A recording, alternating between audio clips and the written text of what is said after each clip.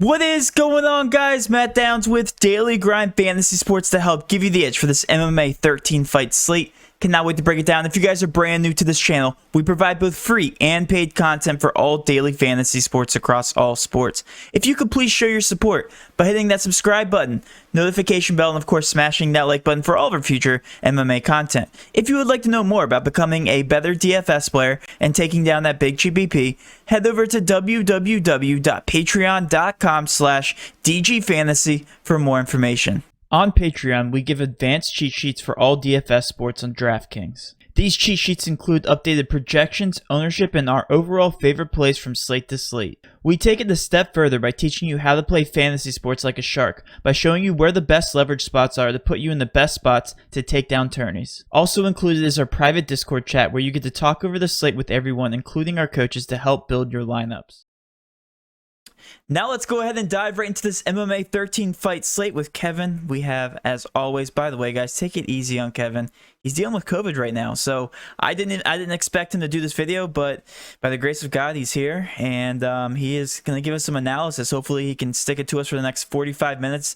Kevin, I won't drill you too hard with questions. I'll try to talk as much as I can, but if anybody could give some encouragement to him, send it his way in the comments. Feel free to do that. Kevin, thank you so much for tuning in.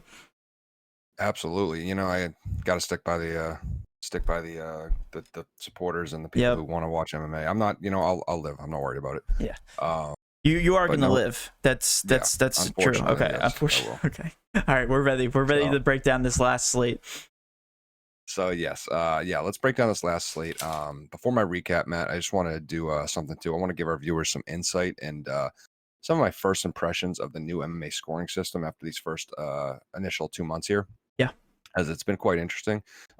First things I want to talk about is that we've actually had a lot of success under this new scoring system, as I thought we might, as the new system makes it harder for casuals due to the fact the quote-unquote obvious picks have become less obvious, I think. Mm-hmm. You got to do a little more research to find out some of these people who were, previously maybe fadeable, who are not so fadeable. So also as predicted that like those fadeable fighters like girl fighters and volume fighters are making the optimal with the more so than the previous scoring system would allow them to. So I also think that with the higher floor this new scoring system brings, it's actually more pertinent than ever to pick not just a winner but a dominant winner. Mm-hmm. Obviously you don't want someone losing a fight and then coming back and getting a finish, but I remember back in the day, even if they were a cheap person, especially if they were a cheap person, we would have like a $7,500 fighter. They could be losing the whole time, and we're like, if we get a knockout, they're still probably going to make the optimal. That's not really the case anymore. I see a lot of people like that, like underdogs coming back, or people who are losing the first 2 rounds come back and get a finish, and they're still not making optimal. It's not good enough. You have to dominate the whole time now. So it's or not dominate the whole time, but at least keep pace the whole time. So that's interesting. So this is also allowing higher salary fighters like in the 9,200 to 9,400 range to much easier make the optimal. Sure. Yeah, exactly. So even without finishes. It's funny because ironically, as you're talking about this, there's only one 9,000 plus fighter that made into the optimal last weekend. But yeah, I get your point. Exactly. I was saying, as I was writing this too, I was thinking that of course last week it's a little different, but that was also a 15 fight slate. So this is that's true. That's a little different of a situation. But yeah, it makes it so much easier. I mean, I think the slate before that we saw a couple, just because it's so much easier now. You just even in today's decision. So it's interesting. But I think the fades and lower target percentages have also been easier to predict if you know what to look for, which is another reason we've been doing really well. We do know what to look for. So, but just some interesting things I've noticed. But don't worry about that. I mean, I'll handle all that mumble jumbo, and just figured I'd give you about everyone and all the viewers a little bit extra insight of how that's going, right, and just initial thoughts on that. I actually like it. Good I insight. like it a lot. I think we're having Awesome. good insight. I mean, good success. So, but yeah, anyways, UFC Blades versus Lewis fight night was a great night for us. We've been doing really good, Matt, lately. Saw our Patreons do pretty well. I actually had back-to-back pretty successful weeks. The week before I came in second, won like $400 in a tourney. I had DraftKings was offering some what was it, like some promo where they were giving like $20 for free or something. I don't know what it was, but my girlfriend was like, I can get $20 free from DraftKings. I was like, okay, do it. Like, and she's like, should I enter a contest? And I was like, yeah, throw it in. No, And just don't enter a contest. Just let it sit in your account. Just don't just let the free money rot. And so she came in 7th out of 1,500 people. Okay. Yeah. So with your help, right? Obviously. Yeah, of course. Okay. She wasn't. Yeah. It was actually, you. the one I had her pick that was basically 50% ownership for me. I showed her Nate Landwehr and Juliana Rosa. I go, which one do you like more? I just showed her pictures, right. and she goes, a Rosa. She's like, I don't like the other guy. And a Rosa, that's hilarious. At 6% ownership, snapped. Oh, and so that's got like hilarious. I was like, let's go. So yeah, but yeah, it was hilarious. Well, Kevin, if you don't mind, we're gonna bring her on the channel from now on. Yeah, I was gonna forward. say she knows probably more than I do apparently. But yeah, so it was a good night. First fight of the night was Spivak versus Vandera. Spivak made my love list, and he smoked Vandera and scored super well. Was he the over 9K who made it? He was the only 9K that made it. Yep. He smoked. And then I said Zahabi and Draco was live. Mark Zahabi Green, and he was awesome. O'Neal looked great. Didn't have a ton of her, so definitely wish I had a little more of her. But it is what it is. I said Rosa was a savage and a nasty finisher, and he made my love list, and I just told you about that with her. He had a nice flying knee finish. A lot of people slept on him. That was huge leverage. Like I said, he's 6% in the contest we entered, so I don't really understand that. Great finisher there. Yeah. So Rosa ended up only being 6%. Yeah, at least in the contest we were in, which I was okay, like, that's pretty crazy. Yeah, because then they haven't projected wise 20.5, which is still low. It's still, we still knew he was going to be low, but that low, that's crazy. Yeah, I think it was that one. I was in a couple contests, so it might have been a different one, but I know 100% sure one contest he was 6%. So that's awesome. Yeah, and that was a huge leverage. I said Castaneda and Eddie were live, and Castaneda put the lights out, which I had a little more of them, but I did see he was live. The Chavez fight and Gordon fight, I said was a fade for me. They were pretty high octane, to be honest. There is the little X factor. These are the things like at weigh-ins, like these guys don't like each other, and usually they're pretty boring fighters. But add a little testosterone and animosity, and you can get a little more high octane fight. But they didn't end in the finish, which was good. Did they make the optimal? Gordon or I can't remember. They did not. Nope. Okay, good. Aspinall was one of my top pay-up options, and he looked awesome, though I am curious. You just said, well, he didn't make the optimal. He did not, but he still scored pretty well. So yeah, it's tough. Was that a second round finish? It was a second round. Okay. Yeah, that's second round finishes, I tell you, are the death of MMA scoring. He still scored well for a second round, but no, he did. And that was a beautiful. I mean, I have a pretty high wrestling standard, being a wrestling coach of like a lot of these MMA fighters I think are actually trash wrestlers. I'm like, you're a professional, you do this for a living. He hit a beautiful blast double. Like at heavyweights don't move like that. He hit a beautiful blast double and took Andrei Arlovsky's back so fast. I've never, like, Andrei Arlovsky was like, he looked up like, what just happened? Like so pissed. It was so fast, Matt. Like he went from like they were on their feet to double leg takedown, like blast double, rear naked choke in like 6 seconds and over. And I was like, what just happened? It was good, dude. That kid's a problem. So that was interesting. But yeah, we had one of my top punts who I really thought had a chance was Chaz Skelly. I don't know if you saw this, Matt. And we actually, I can't remember. I think in the contest we took 7th. I think that was our only loss. So we had Skelly. Wait, you got 7th and you only got 5 out of 6? I think so. That's did so well. That's crazy. I'm pretty sure. I believe it. It's just crazy. Well, I think a lot of people had Skelly, and Skelly was the stupidest thing in the world. I can't remember. I might be thinking of a different contest. I'm pretty sure we didn't have 6 wins either way. But Skelly, friggin', oh my god! So he was in the cage. This is stupid. If he gets in the cage, they should credit it a win. And his opponent Jamal Emmers couldn't fight because of back spasms backstage. So wait, like literally right before the fight? Right before the fight. So, yeah, no, I don't know about that. You gotta get somebody to win there. Yep, pretty stupid. And they don't get we didn't get reimbursed the money either, which I was fine with because we clapped. Yeah, anyway, unfortunately that happens. Yeah, that was pretty stupid. But yeah, I think they just need to change that. Where if he steps in the cage, I mean that's the standard. If they yeah, he was actually in the cage too. He was in the cage. What is going on? No, that's a loss. That's come on. Yeah, my man was warming up. So, yep, that's a little annoying. Give him a first round dub. But yeah. Oh well. Next was Phil Hawes and Imavov, and my goodness, I don't know how this didn't end in a finish. It was so close so many times. I targeted the crap out of this, thinking it would, and I feel good about it. I mean, again, sometimes it doesn't happen. These people just stand up by, a thread, and that's what happened. Phil Hawes was just barely hanging on by the end there. But was the winner of this optimal? Was not, but he still scored very well. And again, we have to consider that this is a 14 fight slate. So if you didn't get the finish, you just didn't get into the optimal. It's just that plain simple. So no, it's true. It's true. Unless you like absolutely poured it on. Somehow. Right.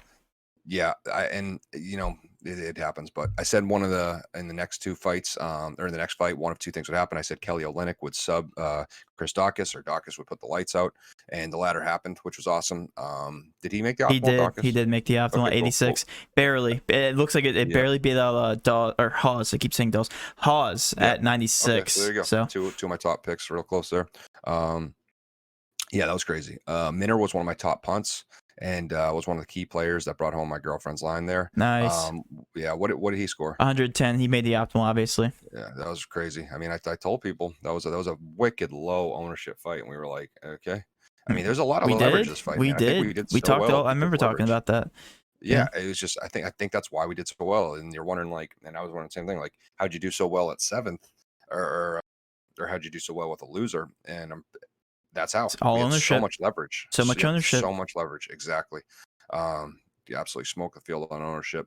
I said Yana was live as the underdog. Didn't make my punt list though. Wish I had a little more of her. She lost, or she won as the underdog. But and then we just talked about Derek Minner and Derek Lewis, Matt. Night so. Yep. Just capping off a night of just people sleeping on people that we were like, that's too low. That's too low. How many times did I say that in the video? I was like, okay, I get it. He's supposed to lose. But 11%? Are you kidding? I don't know if he ended up being that low, but I know he was low, right? It was close. I think in the 7th, the line where she took 7th, I want to say he was 20, less than 20, something like that. So it wasn't like that crazy. You know what I mean? It wasn't like he jumped at 30%. Like, it's pretty low. Crazy. And he put the lights out, and I said that he was the most, he was probably the top punt option just because he hits like a truck. I hate Derek Lewis because I genuinely think he's bad. Yeah. But he just hits so freaking hard. Like, I'm not going to think you're a great fighter. I don't care how often you win if you're losing most of your fights and then catch him. Granted, it was a great dude. He hits like a truck. He just hits like a truck. And he just seems kind of like the other reason too. It's just like everyone always seems like they're so passionate. They're fighters. He just seems so disinterested. He just knocked out one of the best fighters in the world.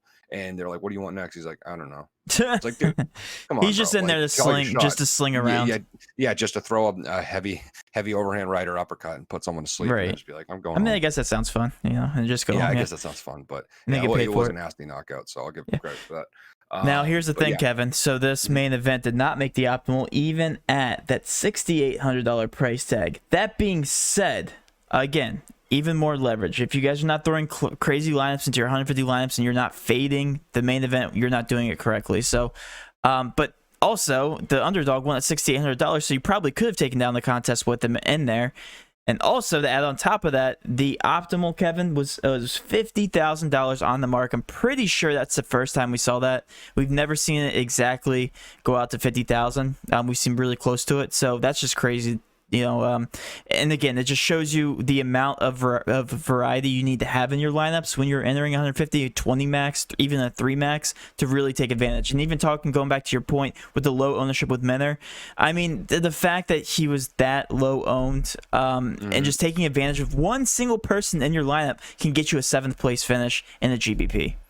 So I am absolutely floored right now. You're saying Derek Lewis didn't make the optimal? He did not make the optimal at $6,800 because it was maxed out. What we're talking. Yep. Yeah.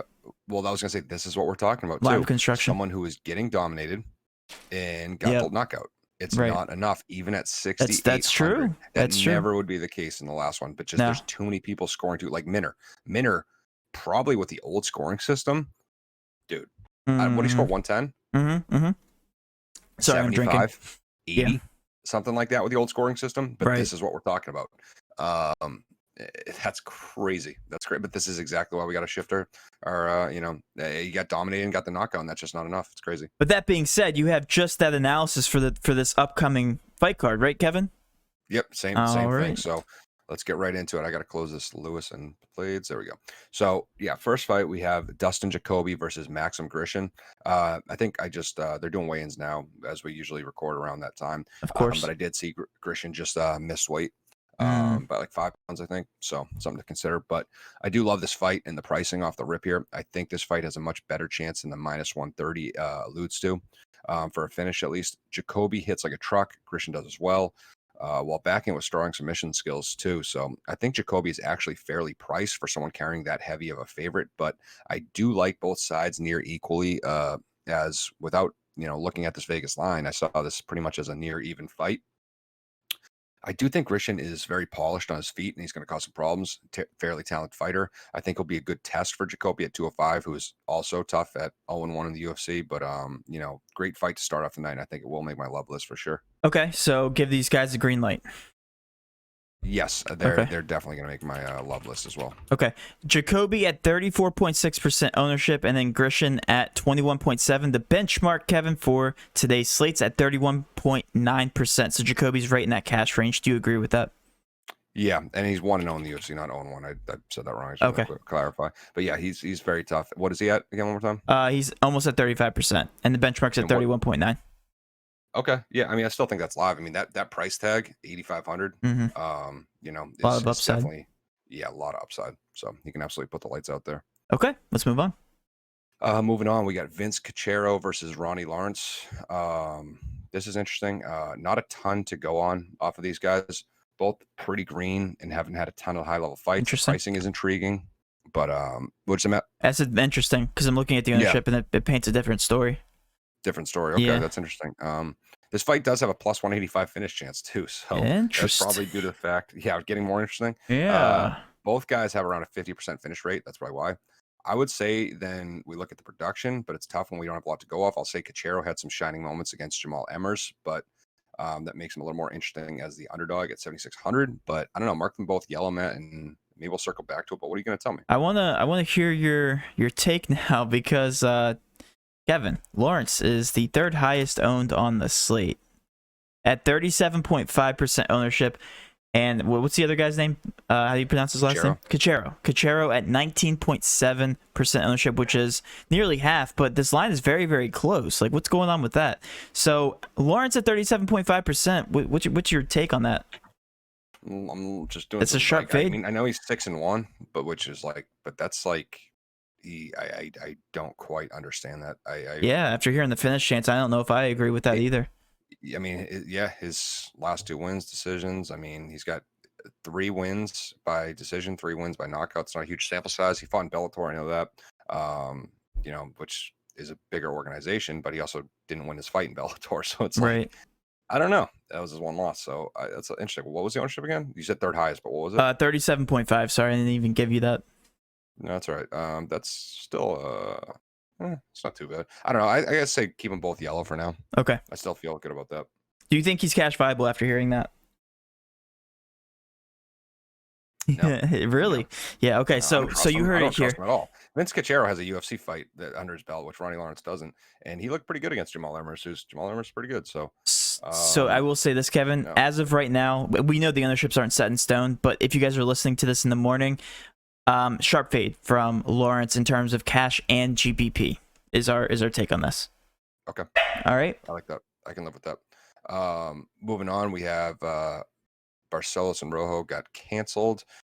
Oh, that was an early cancel. Unfortunately, Matt, William Knight and Alonzo Menafield also got canceled as of yesterday, I believe. One of them, I think Menafield got COVID. Wait, who else got canceled besides Knight and Menafield? Barcelos and Rojo. Might not even be on there. Yeah, I think they're on here. Yeah, okay. Yeah, that was an early cancellation. But Knight and Menafield, that was a shot to the heart. That was like, you like that? Before I saw the line, I didn't look at anything, pricing or lines. First thing I did on this slate that I'm writing is I just put it in my love list. Oh, that sucks. Didn't look at anything. Didn't need to think about it. I was like, that's oh well. Well, we'll circle back. I bet that gets pushed to another card. And poor Kevin has COVID and he can't even watch his favorite fight. I can't even watch my favorite fight of the card. Yeah, what's going on? But well, that'll come next week or a week or that or something. So I'm not worried about it. But next we have Alexis Davis versus Sabina Mezo. Alexis Davis had some very high highs, very low lows in her career. Her peak being she actually knocked out Amanda Nunes, which is insane, way back in the day. But her valley being she lost to Ronda Rousey in literally 16 seconds in her title fight, which was the worst performance I've probably ever seen anyone ever have in a title fight. But she's also been a little bit living in that valley range as she's lost three fights in a row. I don't know how good Alexis Davis is. I still don't know. Tough to gauge. Mezo is a beast, and to be honest, I think she's going to be green for me. Okay.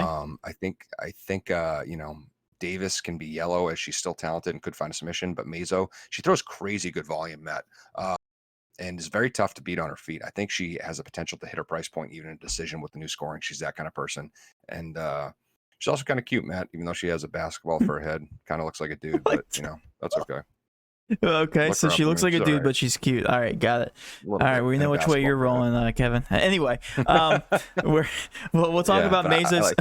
We'll talk about Mezo's ownership real quick. 35.4% ownership, which is actually pretty high, Kevin. Fourth highest on the slate. So the first three fights that we're talking about here have some cash options, it looks like. So Mezo fitting in, and then it looks like you do agree with that ownership at 8.9K.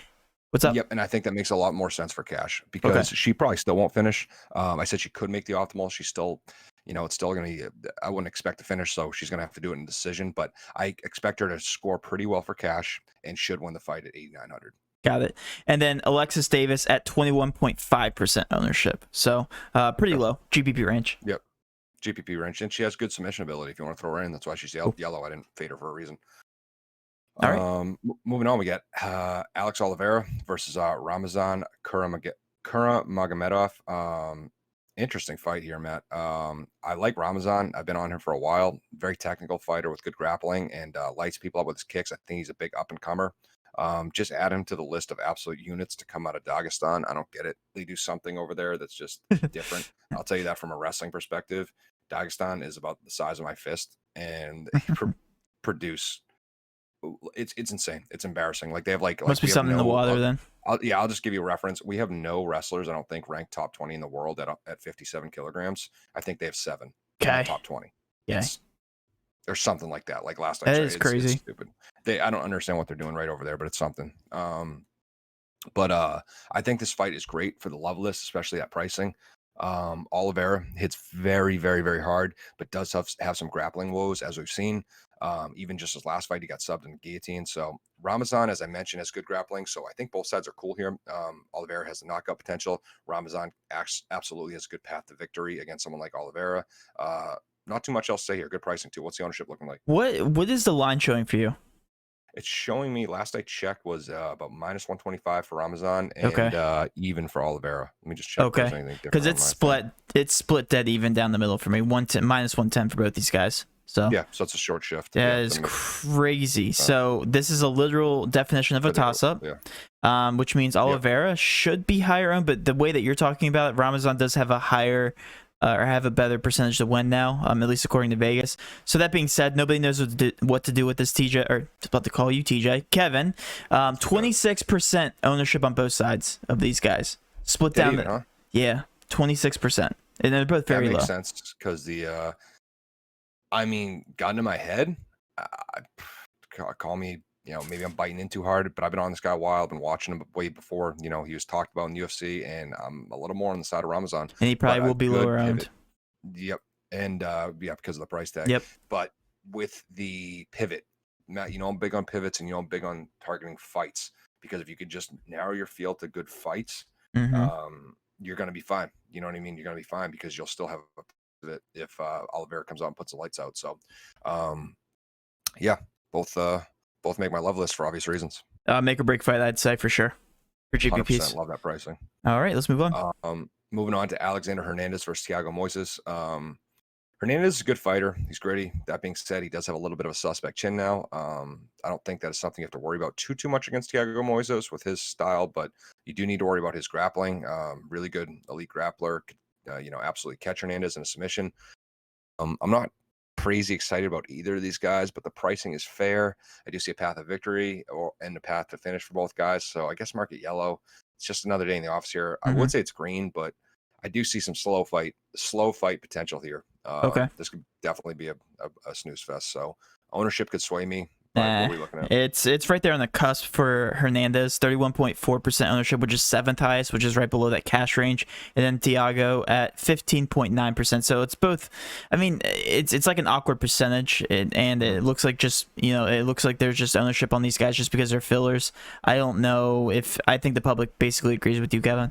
They don't know what to really do with this. I don't understand Alex Hernandez. Like sometimes he looks good, sometimes he looks terrible.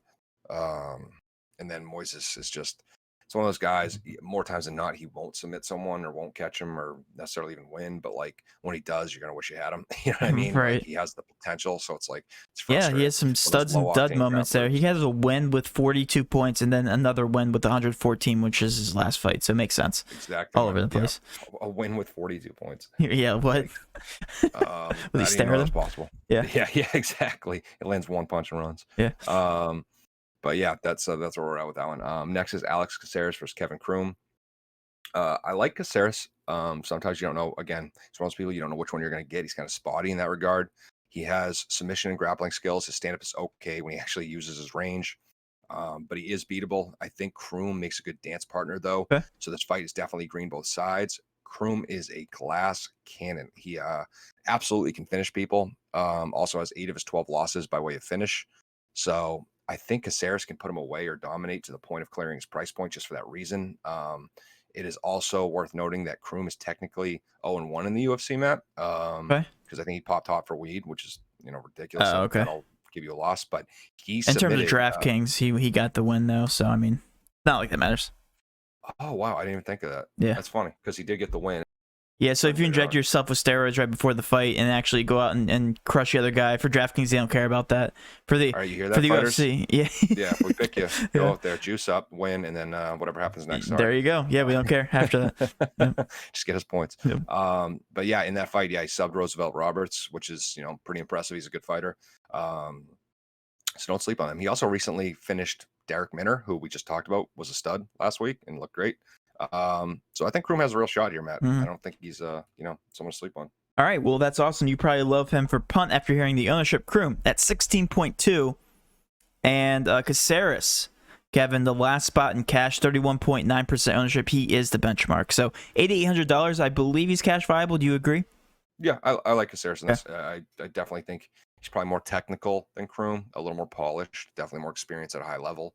But Kroom is still very dangerous. Absolutely, and this is a green fight all the way around. Yep. All right, moving on. 100%. Moving on, Angela Hill and Ashley Yoder. I don't think Yoder is necessarily a good fighter, but Hill being pretty subpar makes me worry about Hill's $92K price tag. Even with everything we just talked about, this has the lowest finish chance on the card too, plus 265, which is about the highest I've seen in a long time. Usually they give like the benchmark for women's fights, if it's really not expected and the finish is 255. 265 is just, we're reaching new peaks here, Matt. Now now we're really staring at each other. Got it. Yeah it's like, wow, this is really not gonna end in a finish. But I don't know, it's pretty interesting to see that. But I see why. Hill, it's just like, she has her moments, she looks okay, she's a good kickboxer, but I just got a feeling, we got to fade some fights, and this might be where I just say, hope Angela Hill wins a snooze fest. Hopefully Yoder doesn't, beat her as the underdog, and just fade Hill. That's probably what I'm going to do, and live and die by that sword. Public agrees with you. 24.1% ownership on Hill, and then Yoder is at 12.8% ownership, so both GPP range. Yeah, I mean, you never know. Hill could come out look great. She has a lot of her losses are close, high quality losses, but again, she has some really low quality ones too. Yeah, the most points she's ever scored is 116, and she's been fighting for a while. So, and the second, I mean, if we take the median of all the wins, it's probably closer to like 70 to 80. And if you're talking about that for an $9,200 fighter, that shouldn't make the optimal. Yeah, granted, she does have the new scoring helping That's people true. like her, volume strikers, but again, I still think she has to go out of her way to make the optimal with that price tag, especially with looking at some of these other pay-up options, Matt. Right. I think there's a lot of better ones than her. All right, Kevin, you convinced me. That being said, we have Pedro Munoz and Jimmy Rivera next. Tough call here. It looks like it. Yep. Public agrees. Really? Okay. Yeah. That makes it even worse. I don't like when the public agrees. these guys are both really good fighters, Matt. I respect both of these guys a lot. Respect their talents. That being said, Jimmy is a terrible scorer historically, even with the new system. Real shot to win and a great price tag, but I'm gonna probably red light Jimmy Rivera, Matt. Jimmy Rivera is so Red light. bad. Okay. Yep. Read his past scores. Let's take a look. 60. Okay.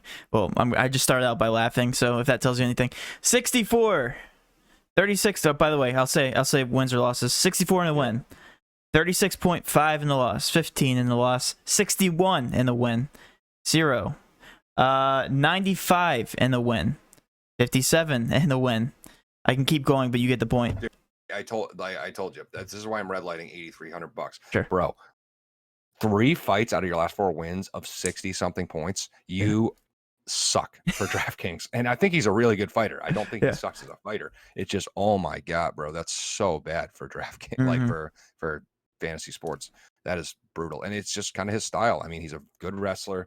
He's got good entry and exits. Like, you know, he'll come in, pop a couple shots, back out, like counter striker a little bit, pick and choose his shots. He's a good winner. I respect him, but not good for DraftKings. So I will keep him red. I will say Munoz is green on the other hand. I don't necessarily think he'll win, but if he wins, I know he's going to score well. You know what I mean? Or I feel a lot better that he'll score well compared to Rivera. He can put the lights out. Yeah, and he's proven that. Wow. Yeah, he's scoring actually very, very well.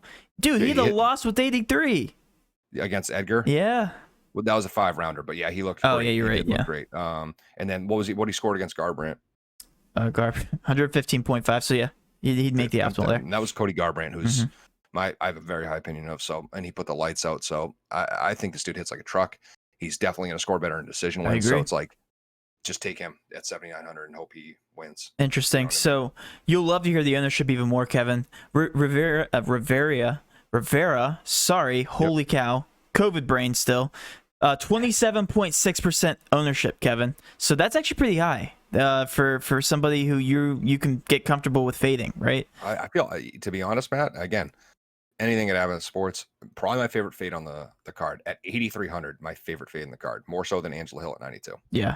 Well, Munoz, you'll love even more here. 23.6% ownership. I think that's going to be your favorite GPP option on the slate. If I just had to guess right now, I will say, one of your favorites. Because I'll say this: I feel better about him hitting his price tag way more than Jimmy Rivera. Way more. It doesn't necessarily mean I think he's gonna clear it even if he wins, because Jimmy Rivera is still very hard to put away. So then Munoz is going to probably have to get on his horse if he doesn't and really do, big things. But it's possible. It's not like I just, you know what I mean? He's not even making my love list. I just think it's green. You know what I'm saying? I think it's green.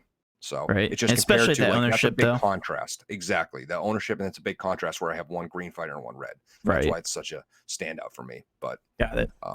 I mean, even if he loses again, the price tag $7,900 is very low. So I'll take that at the ownership. 100%. I like that.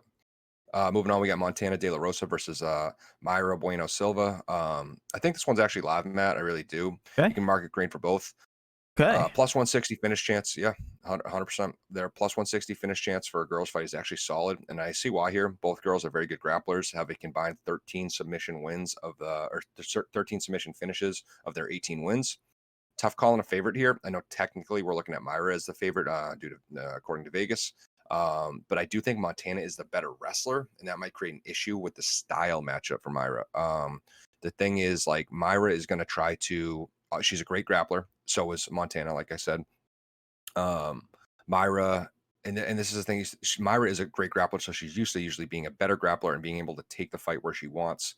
And if she wants it to go to the ground, if she wants it. But Montana's a good wrestler. She might make that tough. The only thing I do worry about, though, is Mayra does very well off her back. She's a good, Okay. I don't want to say counter submissionist, but Montana could take her down, get to her wrestling, and where again it could go either way. You can make an argument on both sides. Montana's used to being the better grappler, taking girls down, feeling comfortable there, and she could walk right into a submission, so right into a trap. So I don't know. This is also one of those fights, Matt. We have two good grapplers. They know they're good grapplers. They know it's too much effort to try to get to their grappling, knowing how good the other is, and they're just going to keep this standing and bang.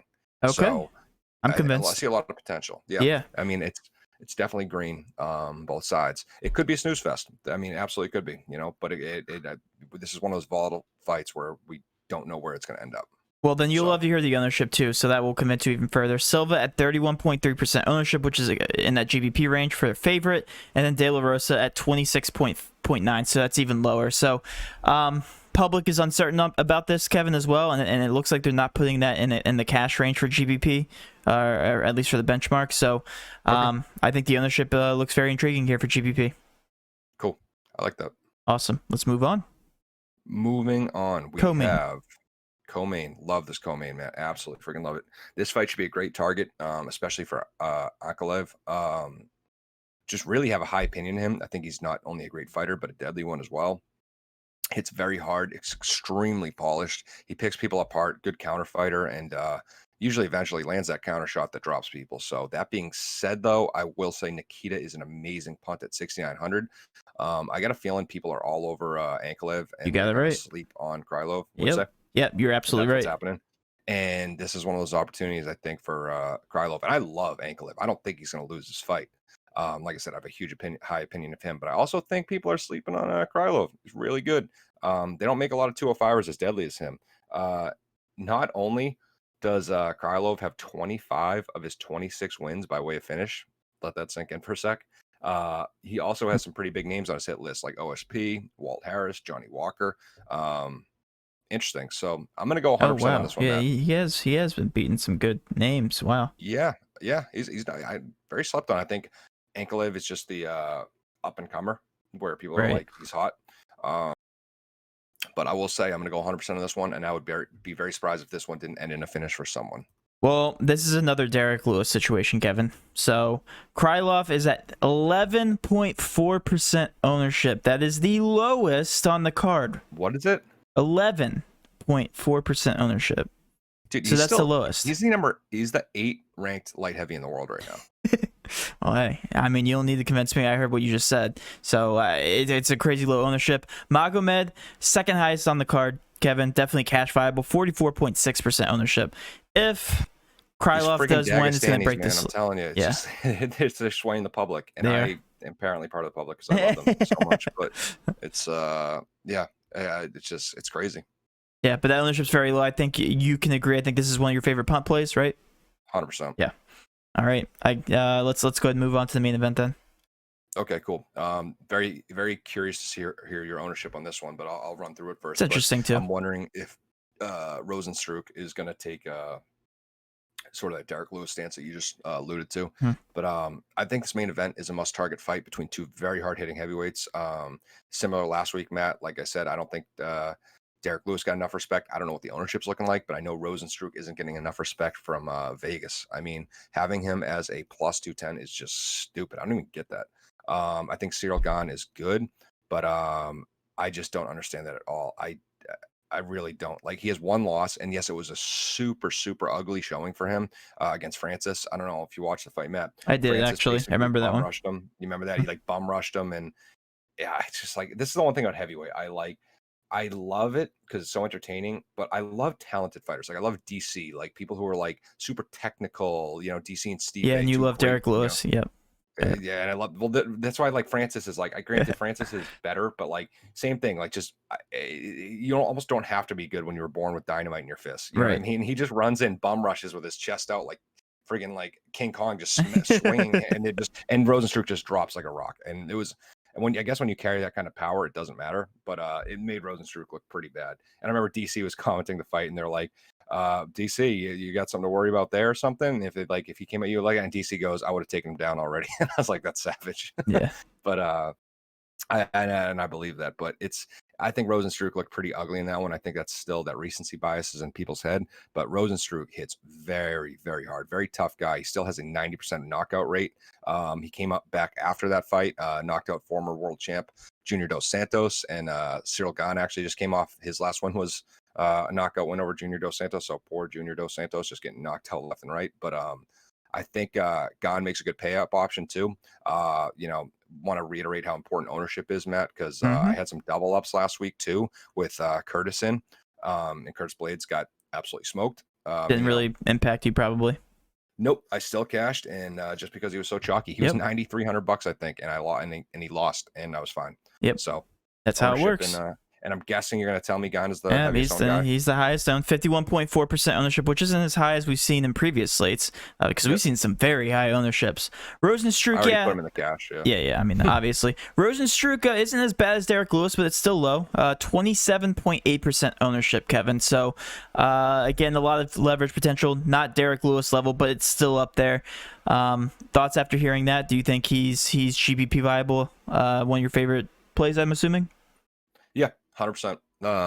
I definitely think he's one of my probably my favorite punt on the card. I mean, not only do I think he's got a great chance to finish, I think he's got a really good chance to win. Probably the best underdog chance to win. I don't understand. Very good fighter. I get Gon's very good too. They're giving him a 31% chance to win, so it's not bad.